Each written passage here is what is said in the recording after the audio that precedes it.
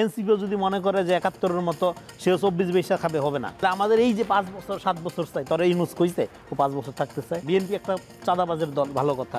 এই চাঁদাবাজের ব্যর্থতা সরকারের নয় কেন? এই উটকো টাউট শ্রেণী তো সব জায়গায় থাকে। তারা ক্ষমতাটাকে মনোপলি করার জন্য এই বিপ্লবী গান গাচ্ছে। এই যে ফেক হাইপ তৈরি করা, হ্যাঁ, এর মূল্য, চরম মূল্য দিতে হবে। আরও ৫ বছর, যদিও সরকারের পক্ষ থেকে কখনোই বলা হচ্ছে না যে আমরা থাকব। প্রধান উপদেষ্টা বারবারই বলেছেন যে ডিসেম্বর থেকে জুনের মধ্যে নির্বাচন দিয়ে তারা চলে যাবেন। আচ্ছা, বুঝতে পারছি এইটা কেন উঠতেছে ৫ বছরের কথাটা। এক নাম্বার হইলো, এখানে আমি যেটাকে বলছি, কুশিক্ষিত বুদ্ধিজীবী, এক শ্রেণীর কুশিক্ষিত বুদ্ধিজীবীরা একটা র্যাটরিক্স এখানে, একটা ন্যারেশন, একটা বয়ান এখানে চালু করছে। সেটা হলো যে এইটা একটা বিপ্লব, রক্তের চেয়ে বড় ম্যান্ডেট আর নাই। কিন্তু কথা হইল এটা একটা অভ্যুত্থান, পপুলার অভ্যুত্থান। পপুলার অভ্যুত্থানেও কৃতিত্ব কম না জনগণের, এবং এই অভ্যুত্থানে ছাত্র জনতা, কৃষক, শ্রমিক, বিভিন্ন শ্রেণী পেশার মানুষের একটা ঐক্যবদ্ধ সমন্বয়ের মধ্যে দিয়ে শেখ হাসিনার পতন হয়েছে। কিন্তু অভ্যুত্থান ইটসেলফ কোনো ম্যান্ডেট তৈরি করে না। জাহিদ ভাই বলছে ম্যান্ডেটের কথা, কেন ম্যান্ডেট তৈরি করে না? আওয়ামী লীগের ব্যাপারে সবাই ধরেন আওয়ামী লীগের বিরুদ্ধে ছিল, কিন্তু জামাতের আওয়ামী লীগের বিরোধিতা, বিএনপির আওয়ামী লীগের বিরোধিতা, গণসংহতির আওয়ামী লীগের বিরোধিতা, একটা গৃহবধূর আওয়ামী লীগের বিরোধিতা, ব্রাকের ছেলের আওয়ামী লীগের বিরোধিতা, ঢাকা বিশ্ববিদ্যালয়ের পাঠচক্রের খুদে বুদ্ধিজীবীর আওয়ামী বিরোধিতা এক না, পার্থক্য আছে। কিন্তু সবাই আওয়ামী লীগের বিরুদ্ধে দাঁড়াইছিল, সবাই এই জালেমের অবসান চাইছিল, যার ফলে অভ্যুত্থান হয়েছে। কিন্তু এই যে ভিন্নতা অভ্যুত্থানের মধ্যে দিয়ে, মানে আপনার গোলটা কমন ছিল, হাসিনার পতন চাই, কিন্তু তার মধ্যে কি রাজনৈতিক মীমাংসা হয়ে গেছে? জামাত বিএনপি হয়ে গেছে, বিএনপি জামাত হয়ে গেছে, গণসংহতি বিএনপি হয়ে গেছে, হ্যাঁ, গৃহবধূ ব্যারিস্টার হয়ে গেছে না, যার যার ভিন্নতা রয়ে গেছে। এইবার যে যার পলিটিক্যাল স্টেকে যখন ফেরত যাচ্ছে, ফেরত যাওয়ার মধ্যে তখন কনফিউশন তৈরি করা হচ্ছে। এই যে এক ধরনের এই উটকো টাউট শ্রেণী তো সব জায়গায় থাকে, তারা ক্ষমতাটাকে মনোপলি করার জন্য এই বিপ্লবী গান গাচ্ছে। এটা বিপ্লব হইতো যদি মিলিটারি আপনার হাতে থাকতো, জুডিশিয়ারি আপনার হাতে থাকতো, ব্যুরোক্রেসি আপনার হাতে থাকতো। কোনো কিছুর উপরে তো আপনার কন্ট্রোল নেই, হ্যাঁ। সো এটা একটা অভ্যুত্থান এবং হিউজ ব্যাপার, ঐতিহাসিক ঘটনা, হ্যাঁ। বাচ্চা বাচ্চা ছেলেরা ইতিহাসে তাদের নাম লাগে, বহুবার বলছি, ইতিহাসে নতুন কর্তাসত্তার আবির্ভাব হয়েছে। এবং ৫ তারিখ একটা চ্যালেঞ্জ আকারে হাজির হয়েছে সমস্ত রাজনৈতিক দলগুলোর জন্যই। ৫ তারিখের আলোকে রাজনীতি করতে পারতে হবে, এটা এনসিপির জন্য সত্য। এনসিপিও যদি মনে করে যে ৭১-এর মতো সেও ২৪-২২ খাবে, হবে না। বিশাল একটা জেনজি জেনারেশন পলিটিক্যালি কনসাস হয়ে গেছে, হ্যাঁ। সমাজে তারা এনার্কি শুরু করে দেবে, গণবাহিনী রক্ষী বাহিনীর কাহিনী শুরু হয়ে যাবে আবার সমাজে। তো ফলে এটা সবার জন্য চ্যালেঞ্জ আকারে হাজির হয়েছে।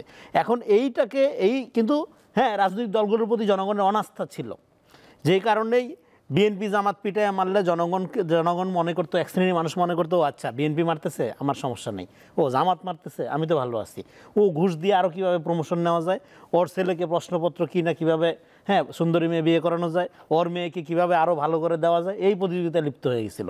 এই জন্য আপনার গুরুত্বপূর্ণ ব্যাপার হলো কি, আপনার এই জার্মান বিখ্যাত নাট্যকার ব্রেক্ট একটা কথা বলছিল যে শুধু স্বৈরাচারী ক্ষমতা বা সরকারকেই ভেঙে ফেললে হবে না, স্বৈরাচারী জনগণকেও ভেঙে ফেলতে হবে। স্বৈরাচার তো এমনি কায়েম হয় না, জনমানুষের মধ্যে এক ধরনের আকাঙ্ক্ষা তৈরি হয়, হ্যাঁ। ফলে আমাদের এই যে ৫ বছর ৭ বছর চাই, তোরা ইউনুস কইছে ও ৫ বছর থাকতে চায়। ইউনুস ৫০,০০০ বছর থাকুক, পার্টি করবে, নির্বাচন দিবে, পাবলিক ইয়ে করে থাকুক, সমস্যা কী? ইউনুস চাই বলছে এটা। এই যে ফেক হাইপ তৈরি করা, হ্যাঁ, এর মূল্য, চরম মূল্য দিতে হবে। আর সরকার এইটার ফাঁদে যদি সরকার কোনোভাবে পড়ে, তাহলে ঘটনা কী করবে জানেন?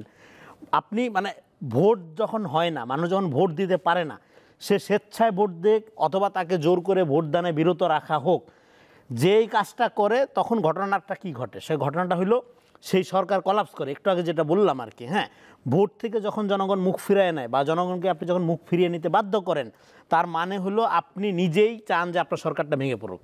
সরকার ভেঙে পড়ে, ওই সরকার সাস্টেন করে না। এই হাসিনার পতন থেকে এই ৫ই আগস্টে হয়েছে, ৫ই আগস্ট সিম্বল, পতন হয়েছে তো ডামি ইলেকশনের মধ্যে দিয়ে। সেই ইলেকশনে যেদিন গেছে ওই দিনই তার আপনার কফিন কেনা হয়ে গেছে, প্যারাকটা মারা হয়েছে ৫ তারিখে। তো ফলে আপনি এখন আমি বলতেছি যে মানে ব্যাপারটা হলো এই জন্য আপনারা যারা এই ধরনের কথা বলতেছেন, ডক্টর ইউনূস ডেফিনেটলি অনেক ভালো কাজ করতেছেন, কিন্তু এই ভালো কাজের অবদান কার? আমার, আপনার। বিকজ অফ আমার ম্যান্ডেটে এই সরকার প্রতিষ্ঠিত হয়েছে। এখন মুশকিল হলো এই সরকারের সমস্ত ব্যর্থতার দায় তো আমরা নিব, সম্মিলিত শক্তি সরকার যেটা বললাম, কিন্তু এই সফলতাকে গুটি কয়েক ব্যক্তি, হ্যাঁ, একটা সিন্ডিকেট এবং তার মধ্যে যদি কোনো দল এইটাকে এনজয় করার চেষ্টা করে এবং এটা তাদের ক্রেডিট হিসাবে প্রচার করার চেষ্টা করে, তখন যেটা কী হবে, একটা সংঘাতময় অবস্থা তৈরি হবে, বাকি দলগুলো বঞ্চিত ফিল করবে। করার মধ্যে দিয়ে আপনি যে সংস্কারের কথা বলতেছেন সেই সংস্কারের জন্য প্রথম কি দরকার? ঐক্যমত। সে ঐক্যমত তো হবে না যদি আপনি ভালো জিনিস, আপনি যদি দুধের ক্রিমটা খাইয়ে ফেলেন, তারপরে যদি বলেন যে এই দুধই সবচেয়ে পুষ্টিকর দুধ, এটা হবে? খাবে মানুষ? আর কেউ নিবে? ওই দামে বিক্রি হবে নাকি? তো এই ইউনূসের সমস্ত ভালো কাজের ক্রেডিট আপনার, হ্যাঁ, খারাপ কাজগুলোর জন্য আপনি দায়ী, আপনি অভ্যুত্থানের বিরুদ্ধে শক্তি, আপনি খালি ভোট চান, হ্যাঁ, আপনি টেম্পিস্টন দখল করেন। সো হ্যাঁ, দখল আপনি করেন না তা না। এবং এই যে আরেকটা কথা, বিএনপি একটা চাঁদাবাজের দল, ভালো কথা, এই চাঁদাবাজের ব্যর্থতা সরকারের নয় কেন? বিএনপির জন্য এতে বিএনপিকে কাফফারা দিতে হবে। যদি বিএনপি কেন, সব দলকেই 5 তারিখের পরে রাজনীতির মডেলটা হবে কি, আওয়ামী মডেলের বাইরে আমাদের রাজনীতি করতে হবে। কিন্তু আমার স্পেসিফিক প্রশ্ন হলো, এই যে চাঁদাবাজি হচ্ছে, এই যে অপরাধ হচ্ছে, হ্যাঁ, সেটা বিএনপি করুক, জামাত করুক, এনসিপি করুক, যেই নামেই করুক, সেইটা সেই দলগুলোর ব্যর্থতা, সরকারের ব্যর্থতা নয় কেন?